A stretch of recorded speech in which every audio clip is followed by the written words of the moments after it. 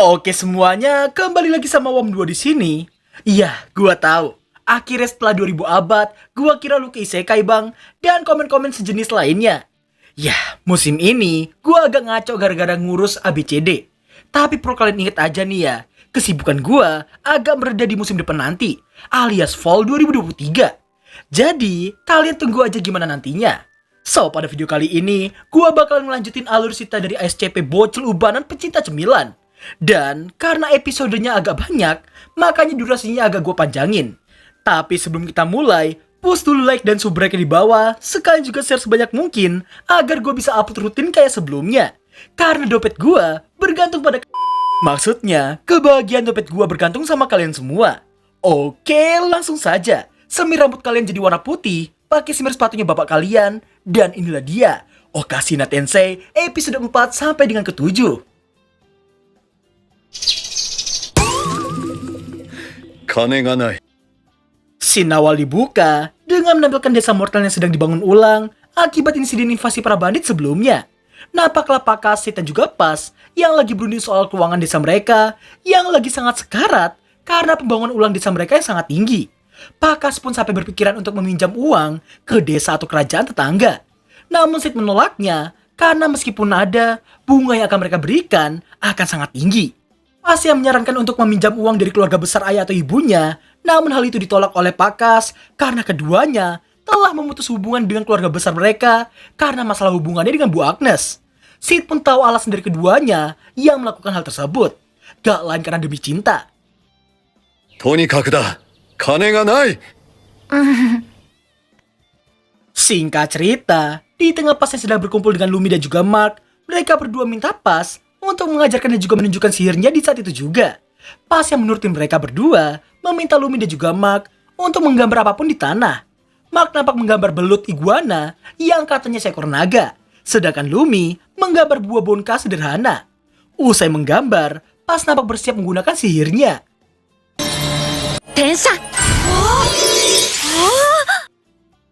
Rupanya, Pas membuat tato dari kedua gambar tadi. Setelah mengagumi tato mereka, Pas jadi terbesit satu ide berkat ucapan Lumi yang berkata mentransfer suatu objek jadi suatu gambaran. Dia pun langsung gembira dan bergegas kembali meninggalkan kedua bestinya itu. それです！いいアイデアを思いつきました！ Setelah menemui orang tuanya dan juga Sid yang lagi kepusingan perihal keuangan mereka, Pas pun memberitahukan ide yang ia miliki. Sebagai contoh, demi mengurangi penggunaan sihir teleportasi hanya untuk menunjukkan kecantikan Jose pada semua orang, dirinya mengusulkan untuk hanya memperlihatkan lukisan bergambar kepada semua orang. Tensha! Setelah mengagumi betapa detailnya lukisan tersebut, Pakas yang tahu itu akan berhasil karena modal dibutuhkan cuma sedikit, dirinya pun auto menyetujui usulan putranya itu. Sid yang awalnya takut jika sihir transfer milik Pas yang nantinya akan ketahuan oleh publik, Pas pun merasa tak masalah dan justru hendak memanfaatkan momen tersebut agar semua orang mengira bahwa sihir miliknya hanyalah kekuatan untuk memindahkan gambar pada suatu objek.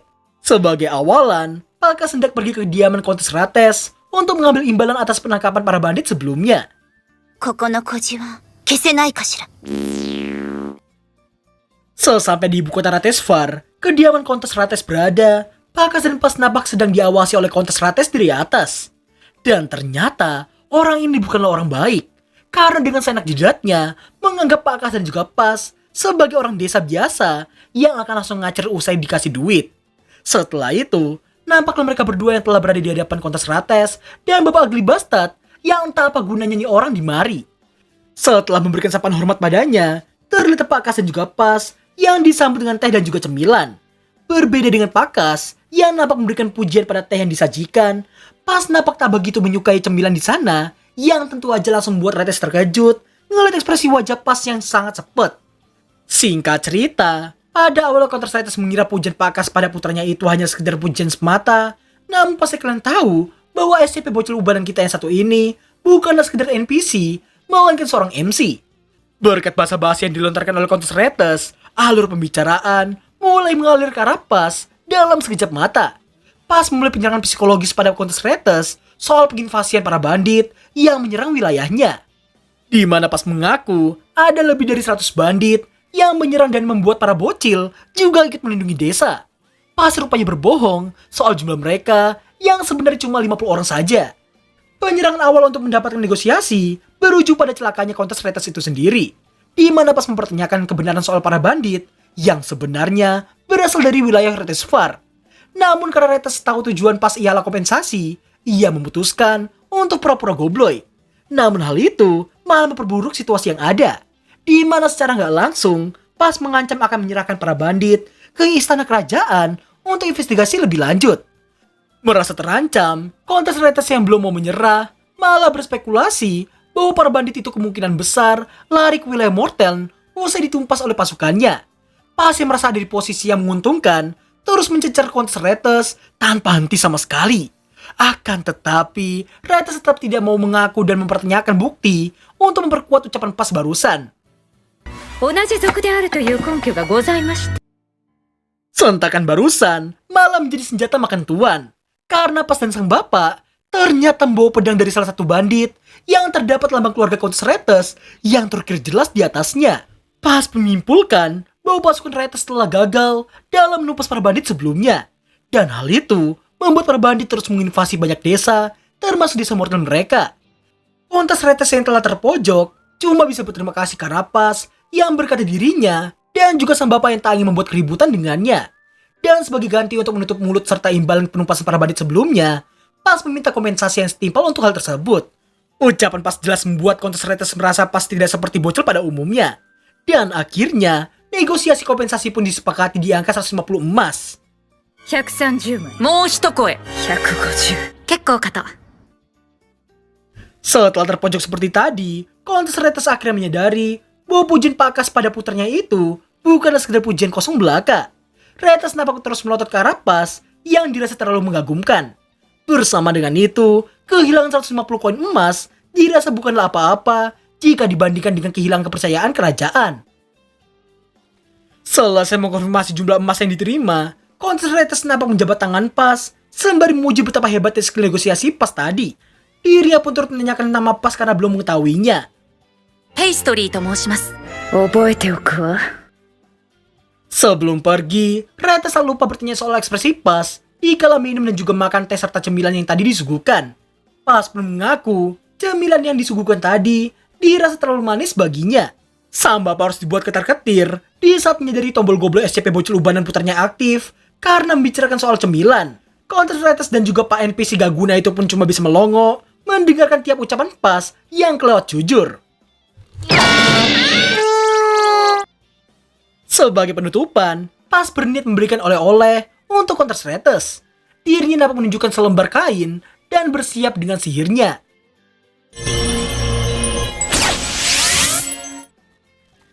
Ngeliat sihir yang dimiliki Pas, jelas saja membuat kontes Retes terkejut dalam seketika. Dirinya pun berterima kasih untuk hadiah yang sangat indah itu. Scene ditutup dengan Pas dan juga Pakas yang memberikan hormat pada kontes Retes untuk semua kerendahan hatinya. 寛大なるお心遣いへのお礼に。 Scene berlanjut memperlihatkan Pas dan sang bapak yang tengah menghadiri pesta ulang tahun cucu Duka Delek di kediamannya yang ada di ibu kota kerajaan. Setelah saling memberi salam, cucu Duka Delek yang bernama Squale ini nampaknya adalah tipe pemalu dan juga gugup. Kegugupan Squale didasari karena rasa kagumnya pada Pakas yang dijuluki sebagai pahlawan perang veteran. Setelah bertanya soal Pas, Pakas pun memintanya untuk mengenalkan diri di hadapan sang Duk. お初にお目にかかります。ペイストリーと申します。 Sontak Duka Delek dan Squale pun terkejut dengan salam hormat yang ditujukan oleh Pas yang terlihat sangat dewasa bagi mereka.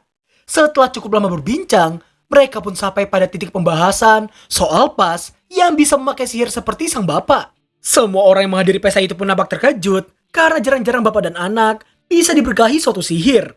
Seperti yang telah direncanakan oleh Pas dan sang bapak, segala kesempatan akan mereka gunakan agar sihir transfer Pas yang asli tidak terbongkar oleh publik. Maka dari itu, ketika ia diminta oleh Duka Delek untuk menunjukkan sihirnya, Pas pun meminta pelayan di sebelahnya untuk membuka dan memperlihatkan kain putih yang ia bawa. Setelah dilakukan, Pas pun bersiap sembari diperhatikan oleh semua orang di sana.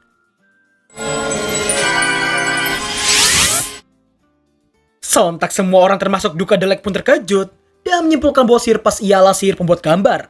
Squall yang terpana dengan betapa kawannya gadis yang ada di kain itu, dirinya pun terkejut karena pas memberikan kain itu padanya. Pas kemudian memberitahukan kain bergambar itu adalah hadiah darinya dan juga Magreth Hubarek. Mendengarnya, jelas membuat Duka Delek heran dan bertanya-tanya karena ia sama sekali gak ngeliat Magreth Hubarek di pestanya itu. Namun ia baru sadar setelah melihat gadis yang tergambar di kain putih itu. Dan benar aja, gadis itu ialah putri ketiga Magreth Hubarek yang bernama Petra. Singkat waktu, karena wilayah Magreth Hubarek sedang ada konflik dengan tetangga, Putri Petra yang gak bisa keluar istana pun cuma bisa minta tolong pada Pas menggunakan sihir gambarnya itu. Ngeliat ekspresi Squall yang sangat tertarik pada Putri Petra, Pas dan sang bapak pun saling melirik, seolah memberikan kode satu sama lain. Dan karena kepolosan, serta rasa cinta yang muncul secara tiba-tiba, Squall pun terpancing dengan ajakan Pas yang mengajaknya untuk ikut dengannya menghadiri pesta perayaan usia kedewasaannya Putri Petra. Meski sang kakek hendak menolaknya, namun Squall malah menerimanya dengan seenak jidatnya. Duka Delek pun mengatai betapa bodohnya cucunya itu karena ia menyadari bahwa ajakan barusan adalah ajakan lamaran pernikahan yang sangat terselubung dari Magreth Hubarek. この少年、子供と見て侮ってはならんようだ。 Duka Delek yang mencoba menghentikannya dengan bertanya cara Squall untuk sampai ke tempat Magreth Hubarek, namun Pas langsung menenangkannya yang mana dirinya menyarankan untuk memakai sihir teleportasi. Karena kehabisan kata-kata lagi, Duka Delek cuma bisa pasrah dengan betapa gobloknya isi otak cucunya itu. Tak lama berselang, nampaklah Pas yang berniat membisikkan sesuatu pada Duka Delek, yang mana ia memberitahukan pendapatnya soal motif Magreth Hubarek yang dirasa agak mencurigakan baginya. Yang mana menurutnya, Magreth Hubarek sudah lelah dengan pertempuran bertahun-tahun dengan kerajaan tetangganya. Maka dari itu, mereka berniat memanfaatkan kekuatan militer Duka Delek yang terkenal sangat kuat untuk mematahkan semangat lawan mereka nantinya. Dan untuk melakukan semua itu, Magreth Hubarek menggunakan putrinya untuk dinikahkan sama Squall. Setelah memahaminya, Duka Delek pun berterima kasih atas semua informasi yang telah ia dapatkan itu. Setelahnya, Duka Delek pun mengumumkan dengan lantang agar semua orang di sana dapat mendengar bahwa dirinya dan juga cucunya telah menerima ajakan yang diberikan oleh Magreth Hubarek pada mereka. Setelah pengumuman tadi, Pas nampak dekati Squall yang bertanya soal apa yang disukai oleh Putri Petra. Setelah diberitahukan Petra seperti menyukai jajanan manis, diri juga meminta untuk digambarkan lagi satu set Putri Petra, tapi dengan sedikit bumbu ecin di atasnya. いつの時代もどこの世界でも Singkat cerita, nampaklah Pas yang menemui sang bapak untuk memberikan beberapa surat yang ada. Yang pertama dari Duka Delek dan yang kedua dari Magreth Hubarek. Keduanya pun berisikan kabar baik karena sama-sama bisa memenuhi pemasukan desa mortal mereka. 20.000 koin perak akan mereka terima sebagai hadiahnya. Tidak cuma itu, pertunangan Squall dan Petra juga akan diumumkan di pesta kedewasaan Petra nanti. Pas pun bahagia karena usahanya selama 2 hari sampai Magreth Hubarek berkata oke untuk gambaran putrinya akhirnya terbayarkan juga. Kabar gembira tak berhenti sampai sana. Bahkan mereka akan diberikan 30 koin emas tambahan yang harus mereka gunakan untuk mengawal Putri Petra. Pas yang terkejut, dijelaskan bahwa Pak Kas harus menjemput dan menjaga Putri Petra selama di ibu kota kerajaan. Karena takut jika ada faksi yang membenci penyatuan keluarga Hubarek dan juga Kadelek nantinya. Meski pertunangan itu masih rahasia, namun Pas menyadari bahwa gereja berada di pihak netral yang bisa aja memberikan informasi kepada siapapun yang memberikan uang pada mereka. Karena semua kesulitan itu, makanya Magreth Hubarek memberikan sejumlah uang, akan tetapi mereka tak akan bisa merekrut orang di ibu kota kerajaan, karena itu sama aja dengan memasukkan penyusup ke dalam kelompok mereka. Sid yang berniat menolaknya, nampak ditolak balik sama Pak Kas. Alasan yang gak lain, karena itu semua menyangkut kepercayaan dari dua bangsawan kelas atas sekaligus. Dan jika bisa mendapatkannya, dirinya bisa mengembangkan wilayah mortal mereka. Setelah berpikir singkat, Pas pun terbesit satu ide yang juga menyangkut soal gereja. Dirinya menyarankan untuk melindungi Putri Petra di suatu ruangan tertutup yang cuma memiliki satu pintu keluar tanpa satu pun jendela. Jawaban yang gak lain adalah ruangan tempat upacara penabisan. Dengan begitu, mereka bisa melindungi Putri Petra hingga hari pengumuman pertunangan. Merasa itu semua adalah ide yang sangat bagus, Sid nampak bersemangat karena tahu imbalannya adalah 30 koin emas. Dan surat terakhir adalah surat tagihan untuk pengantaran persediaan. Setelah diperiksa, Pak Kas tampak menghentikan Pas yang hendak ngacir dari sana. Dan ternyata, Pas diam-diam mengkorupsi dana yang ada untuk membeli satu kotak bonka dan juga setong gula untuk membuat jajanan manis. バカ息子 Singkat cerita di kediaman Hubarek, Pas dan sang bapak nampak sekereta dengan Pak Hubarek, Petra, Licorice, serta pelayan mereka. Berbeda dengan Petra yang ceria, Licorice cenderung dingin karena tidak memberikan salam yang semestinya. 私はただのおまけだから。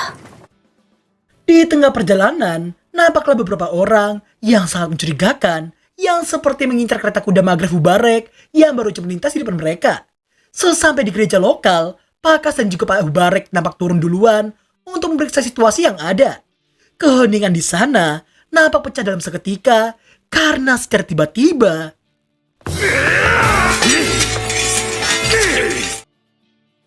bahayanya, serangan dadakan barusan tidak cuma berasal dari dua arah. Karena secara nggak terduga, ada satu musuh lagi yang bersiap menikam kedua putri Maghreb Hubarek.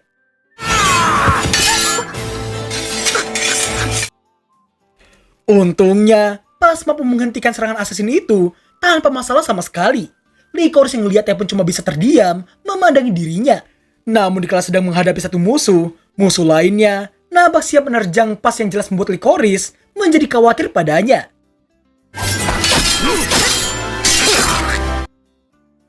Setelah berhasil membuat para penjahat kabur dari sana, Pak Hubarek nampak mengagumi betapa hebatnya Pak Kas dan juga Pas saat menumpas para penjahat.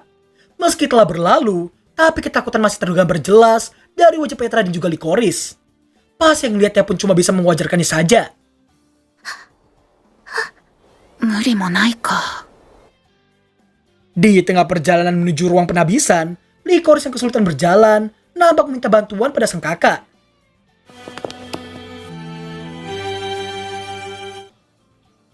Licorice cuma bisa terpesona ngelihat betapa dewasanya Pas meskipun Pas lebih muda darinya. Dan hal itu membuatnya menyadari bahwa Pas tidak membedakan ataupun membandingkannya dengan Putri Petra. Karena selama ini, Licorice merasa selalu diasingkan dan selalu menjadi pelengkap sang kakak. Dirinya turut menyesali sikap dinginnya saat di kereta tadi. Karena ia menyadari bahwa itu tidaklah pantas sama sekali. Setibanya di depan ruangan penabisan, Pas memberitahukan mereka semua yang akan langsung teleportasi ke ibu kota. Karena penabisannya akan dilakukan di sana. Sesampai di dalam ruangan, Pas meminta mereka semua untuk saling bergandengan tangan. Supaya sihir teleportasinya bisa dilakukan tanpa hambatan sedikit pun. Setelah menurutinya, Pakas nampak bersiap dengan sihirnya.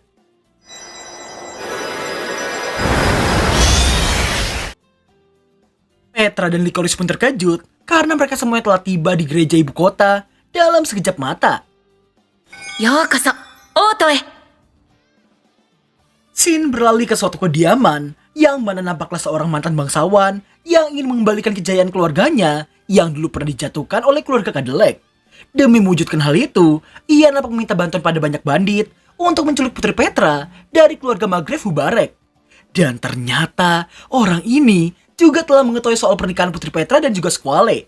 Maka dari itu, dirinya ingin para bandit untuk menculiknya dengan bayaran 10 koin emas. Meski dirasa nggak mudah, tapi para bandit tetap menerima misi tersebut. Di luar, semua anak buah bos bandit itu merasa ada yang aneh dari misi yang mereka terima barusan. Karena jika orang tadi ingin kembali jadi seorang bangsawan, seharusnya dia tidak berinteraksi dengan bandit seperti mereka. Karena itu semua cuma akan mengotori namanya sendiri ke depannya. Bos bandit itu menyadari bahwa Armayer memiliki dua tujuan, yaitu menghancurkan keluarga Kadelek dengan cara menculik tunangan cucunya sendiri, dan yang kedua, berperan jadi seorang hero dengan cara menyelamatkan dan menikahi wanita yang diculik itu, sehingga dirinya bisa mendapatkan pengakuan dari bangsawan lainnya. Singkat cerita, Petra nampak sangat gugup karena dirinya yang akan segera bertemu sama Squale yang ia anggap sebagai orang yang sungguh menawan. Pas pun nampak senang karena keefektifan foto perjodohan hasil dari sihir gambar yang ia miliki. Tak lama setelah itu, Sid dan Grasaji datang melaporkan situasi keluarga Kadelek, yang mana di sana pun juga sangat ramai seperti di sini.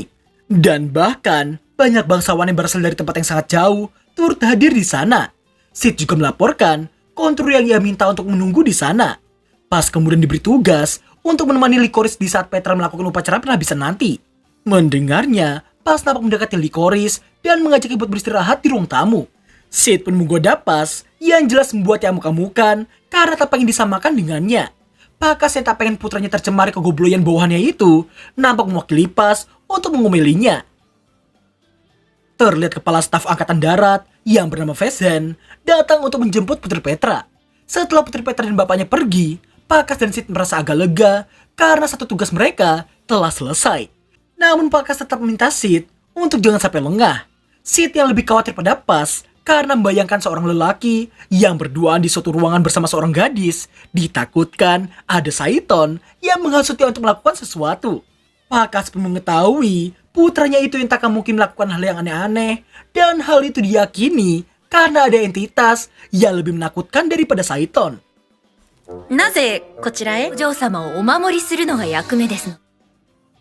Untuk pertama kalinya Pas nampak sangat canggung bukan main karena mendapatkan perlakuan super dingin dari maid keluarga Hubarek. Pas yang memintanya untuk tidak perlu kaku dan menyamakannya dengan adonan alot, malah mendapatkan ekspresi seolah benci dengannya. キアエラ、顔が怖い。 Tak lama kemudian, Pas seolah merasakan dan mendengar sesuatu. Tidak cuma di sana, di posisi Pakas dan yang lainnya, mereka turut merasakannya. Hingga sesaat kemudian...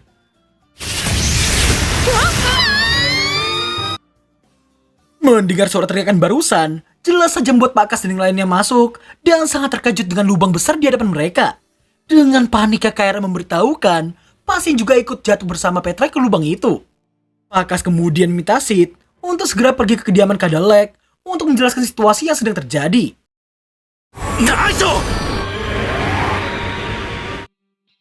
Sesampai di dasar lubang itu, alangkah terkejutnya Pakas karena lubang itu yang mengarah langsung ke suatu rumah besar yang entah milik siapa. Karena nggak tahu ada di mana dan bahkan tak bisa merasakan kehadiran seorang pun di sana, dirinya mengharapkan putranya itu yang tidak kenapa-napa sama sekali. Sedangkan di posisi Pas sendiri, ia nampak baru tersadar dan mendapati penculiknya yang ada tepat di belakangnya. Pas yang bertanya alasannya menculiknya, namun bos bandit itu enggan untuk menjawabnya. Pas pun langsung menyadari bahwa lubang besar tadi adalah perbuatan bos bandit di belakangnya itu. Setelah menganalisa situasi yang ada, Pas masih tidak mengetahui alasan mereka semua yang menculik dirinya. Karena meski mereka semua meminta uang tebusan sekalipun, keluarga Morten itu bukanlah keluarga kaya dan cenderung sangat miskin. Namun tepat setelah itu, Pas baru menyadari bahwa incaran mereka sebenarnya adalah Putri Licorice yang merupakan putri dari keluarga bangsawan kaya. Bos bandit itu kemudian menyerahkan Pas dan juga Licorice kepada anak buahnya dan memperingati Pas untuk jangan sampai mencoba kabur atau dirinya akan langsung dimodarkan. Singkat cerita, sebangun Licorice Pas nampak langsung memberitahunya situasi yang sedang terjadi. Mendengar sontak membuat Licorice ketakutan dalam seketika. Pas pun menenangkannya karena ada dirinya di sampingnya. に大丈夫と言われると、そう思えてしまう。 Penculik yang ditugaskan menjaganya pun mengejek Pas yang sosokan gentleman. Setelah menambah analisanya, Pas pun memilih untuk tidak gegabah dan berniat untuk mengorek informasi darinya. Mau tak mau Pas harus berakting jadi bocil lemah tak berdaya demi bisa ngedapetin satu atau dua informasi. Licorice yang ngeliat perubahan sifat Pas tidak menyadari bahwa Pas cuma berakting di hadapan si penculik. Penculik itu pun terpancing karena ucapan Pas yang mengiming-iminginya dengan 200 koin emas, dan hebatnya Pas bisa langsung mengetahui bahwa dalam penculikan itu adalah seorang bangsawan hanya dari ekspresi wajah si penculik. Dan dari pengamatannya seputar rumah itu, bahkan dia bisa tahu bahwa rumah itu cuma bisa dimiliki sama keluarga Duke. Tapi dari kondisinya, Pas merasa rumah itu sudah gak terawat lebih dari 10 tahun lamanya. Dengan kata lain, dalangnya itu adalah seorang mantan Duke yang telah dilengserkan dalam kurun waktu 10 tahun atau lebih. Dari semua informasi seputar keluarga bangsawan yang ia ingat pernah bermasalah sama keluarga Hubarek dan juga Kadalek, dari semua oknum yang ada, hanya ada satu keluarga yang dirasa mungkin melakukannya. Setelah mengetahuinya, Pas nampak menarik pita yang ada di pinggangnya dan langsung menggunakan sihir transfer untuk menuliskan sesuatu.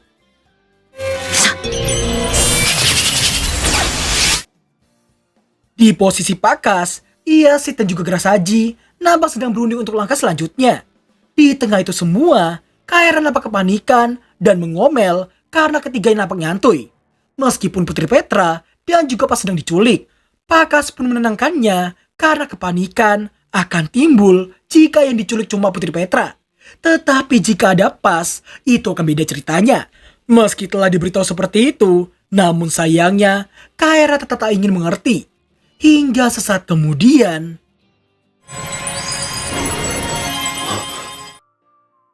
Dalam seketika mereka pun lega dan langsung mengetahui bahwa Pas telah memberikan petunjuk lewat pita itu. Mereka pun sangat terkejut karena Pas yang menduga dalang dibalik penculikan itu ialah mantan bangsawan yang bernama keluarga Armayer. Kaira pun terkejut karena apa yang diucapkan mereka tadi benar-benar terjadi. Dengan sigap, Pakas langsung bertindak dengan meminta Sid untuk segera pergi ke kediaman Duka Delek dan meminta bantuan sebanyak mungkin. Sedangkan dirinya akan mengumpulkan orang-orang di gereja lalu pergi ke kediaman Armayer. Meski terlihat sangat tenang dan juga tegas, tapi Sid tahu bahwa Pakas juga sedang sangat khawatir sampai lupa bahwa dirinya bisa memakai sihir teleportasi.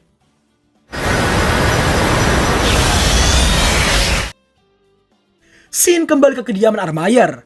Bos penculik itu nampak emosi bukan main dan berniat melampiaskannya pada Licorice. Pas yang ngeliatnya, tak akan mungkin membiarkannya begitu aja.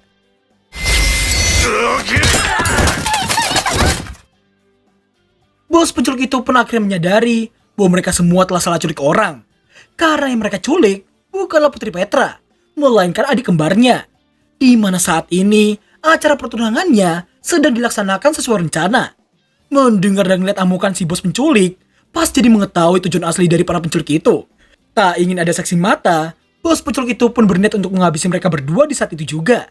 Di tengah Licorice yang ketakutan, secara tiba-tiba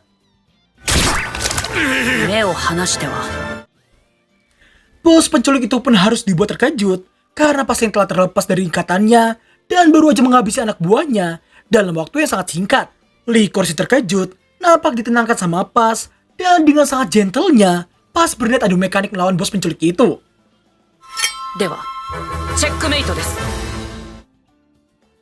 Si bos penculik itu nampak menyesal karena telah meremehkan Pas yang ia kira cuma bocil biasa.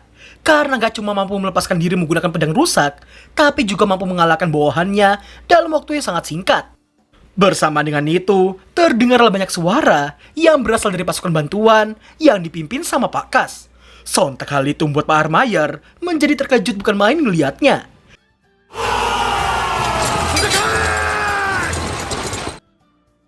Di dalam, Pas nampak menenangkan Licorice yang masih terlihat ketakutan. Tak lama setelah itu, Pak Kas dan Grasaji datang untuk membantunya. Merasa terpojok tapi tak ingin tertangkap, bos penculik itu pun tak memiliki pilihan lain selain kabur dari sana.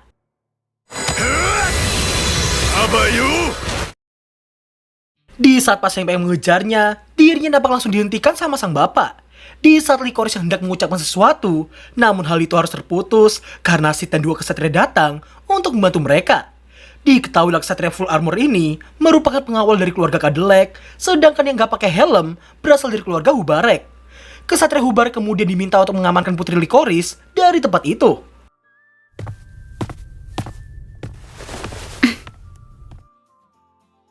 Setelah itu, bersamaan dengan banyaknya anak buah bos penculik yang ditangkap, pasukan kesatria keluarga Kadelek juga nampak berhasil menangkap mantan Duk Armayer yang mencoba kabur lewat pintu belakang. Dari penjelasan Pak Kas dan juga Sid, diketahui keluarga Armayer yang runtuh akibat perbuatan pemimpin keluarga mereka.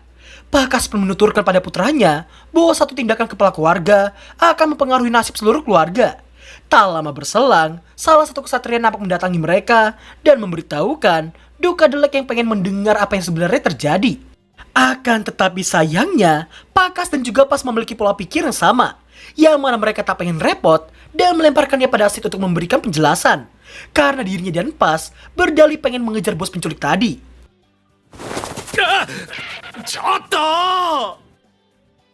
Singkat cerita, Pas merasa penasaran soal gimana cara bos penculik tadi kabur karena menurutnya bos penculik itu tak memiliki cukup mana untuk melakukannya. Dan meskipun bisa, orang itu tak akan memiliki cukup tenaga untuk pergi jauh. Maka dari itu jawabannya cuma ada satu, yang mana Pas dan juga bapaknya langsung bergegas kembali ke ruangan tadi. Pas kemudian bertanya dengan sangat lantangnya gimana caranya keluar dari kesulitan tadi jika gak ada jalan keluar sama sekali. Dan bener aja, bos bandit itu keluar dari dalam lubang sembari menyauti ucapan Pas barusan. Emosi dengan semua hal yang terjadi, bos penculik itu berniat menghabisi Pas dan juga bapaknya di saat itu juga. Pak Kas yang bersiap menyerangnya nampak dihentikan sama Pas. Dirinya pun meminta untuk menyerahkan orang itu padanya. Dan pada akhirnya, adu mekanik Pas melawan bos penculik yang bernama Stradel ini pun akan segera dimulai. Stradel merasa diuntungkan karena lawannya cuma seorang bocil ubanan. Dirinya pun berniat menjadikannya sebagai sandranya agar bisa keluar dari situasi itu. Hingga yang terjadi...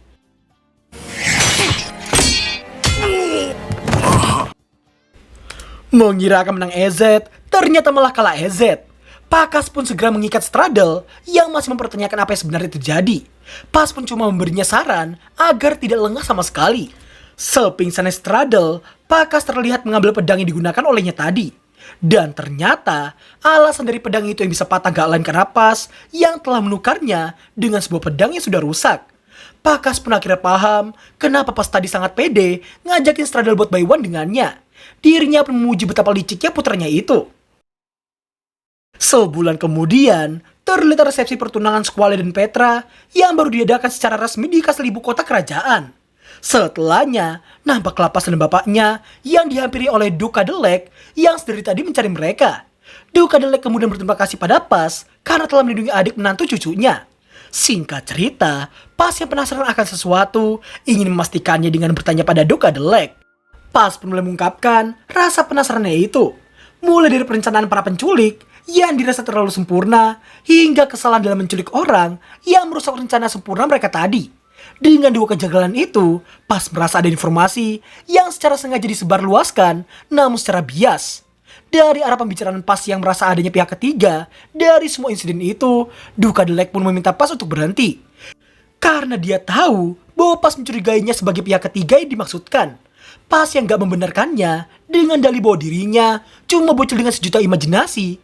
Hal itu jelas membuat Duke Cadillac keringat dingin dan berkata dalam hati, awalnya yang mengira Pas cuma dogi lucu penurut, tapi ternyata dogi lucu kang gigit.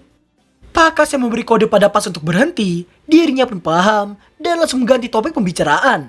Di mana Pas rupanya meminta pelicin agar dirinya dan sang bapak bisa memperbaiki situasi kemiskinan yang terjadi pada desa Mortel. Meski Duke Cadillac memahaminya, tapi ia tetap bertanya apa jadinya jika dirinya menolak untuk memberikan bantuan. 私の口がうっかり軽くなるかもしれません。 Dengan sangat cerdiknya, Pas memanfaatkan situasi yang ada dengan secara gak langsung mengancam akan memberitahukan semua hal kepada Magreth Ubarek yang berada tak jauh dari tempat mereka. Karena gak ada pilihan lain, Duke Cadillac pun mengajak Pas untuk membuat kesepakatan dengannya. Tepat setelah Pas berterima kasih padanya, Duke Cadillac yang berniat memberitahukan rencana aslinya, namun dengan dalih dirinya cuma bicara sendiri, yang mana ternyata dia cuma pengen menyingkirkan faksi musuh dengan cara menyebarluaskan informasi soal ada insiden penculikan yang terjadi. Namun Duke Cadillac memberitahukan dia tak memiliki niat untuk mencelakai adik dari menantu cucunya itu. Meski begitu, Duke Cadillac tetap mengakui semua insiden itu terjadi karena kelakuannya sendiri. Maka dari itu dirinya harus bisa menerima semua kritikan pedas yang mengarah padanya. 抜け目がないわい。今のも独り言ですよね。ああ、そうじゃ。 Singkat cerita, setelah Magreth Ubarek menghampiri mereka, dari sini kita bakal ngelihat betapa hokinya bocil ubanan kita yang satu ini. Karena gak cuma mendapatkan rasa terima kasih tulus dari seorang bangsawan besar, tapi bahkan Magreth Ubarek juga berniat menjodohkannya dengan Licorice. Pas yang terkejut pun tak bisa menolaknya, karena tadi ia berkata jika ada cewek yang sangat baik hati, ia akan menikahinya di masa depan nanti. Magreth Ubarek yang sudah merencanakannya jelas mengkonternya dengan ucapan Pas tadi. リコリス様。いえ。困ってる困ってる。 Nampaklah Duke Cadillac yang merasa bahagia ngelihat Pas yang sangat terpojok. Pas yang udah kehabisan alasan dan kata-kata cuma bisa tenggelam dalam pikirannya sendiri dan bertanya-tanya apa yang sedang terjadi saat ini. なんだ？ Untuk pertama kalinya, Pas mampu dibuat terpojok, dan hal itu membuatnya secara resmi dijodohkan dengan putri Licorice. Pak Kases dari awal tahu arah obrolan Magreth Ubarek, cuma bisa pasrah dan menerimanya begitu aja. Setelah itu, Magreth Ubarek nampak menjentikan jari meminta bawahannya untuk segera mengumpulkan semua orang. Duke Cadillac pun turut melakukan hal serupa. リコリスと Mendengar calon penguasa Mortal yang akan jodohkan dengan putri keempat keluarga Ubarek, jelas menjadi berita besar yang segera akan disebarluaskan ke seluruh dunia. Di tengah itu semua, terlihat Pas yang cuma bisa bengong karena tadinya dirinya cuma pengen membuat sus krim, malah berakhir harus membuat kue pernikahan untuk dirinya sendiri. Tak lama berselang, putri Licorice datang untuk menemuinya. 本当にありがとうございました。可愛かったっけ? Maghrib Barak kemudian mengumumkan pernikahan dari kedua putrinya. Yang pertama ialah Petra dengan Squale dari keluarga Kadelek, dan yang kedua ialah Licorice dengan Pas dari keluarga Mortel. Duke Kadelek kemudian minta mereka semua yang hadir di pesta itu saat ini untuk bersulang buat semua kebahagiaan yang ada. Squale dan Petra nampak sangat bahagia karena dengan begitu mereka akan menjadi saudara ipar. 姉様といきなりは Scene ditutup dengan memperlihatkan Pas yang dihampiri Licorice di sore hari, di mana rupanya Licorice masih kurang pede menanyakan keyakinan Pas yang pengen menikah dengannya. Pas pun hanya tersenyum dan menjawab bahwa dirinya sangat bahagia saat ini. Tak lama berselang, Kyra datang membawakan sebuah bingkisan yang berisikan cookies yang telah dibuat oleh Licorice dengan sepenuh hati. Setelah menilai tekstur serta proses pengolahannya yang dirasa sempurna, Pas nampak langsung mencicipinya. これはきっと塩が効いてる Meskipun sangat asin, tapi Pas tetap menghargainya dengan memuji cookies tersebut. Sontak Licorice pun auto bahagia dalam seketika mendengar pujian tersebut. Dalam hati Pas merasa mulai sekarang dirinya harus melindungi senyuman Licorice seumur hidupnya. Dan apapun rintangannya, dirinya akan berjuang untuk melakukannya. 頑張れる世界で一つのお菓子の国を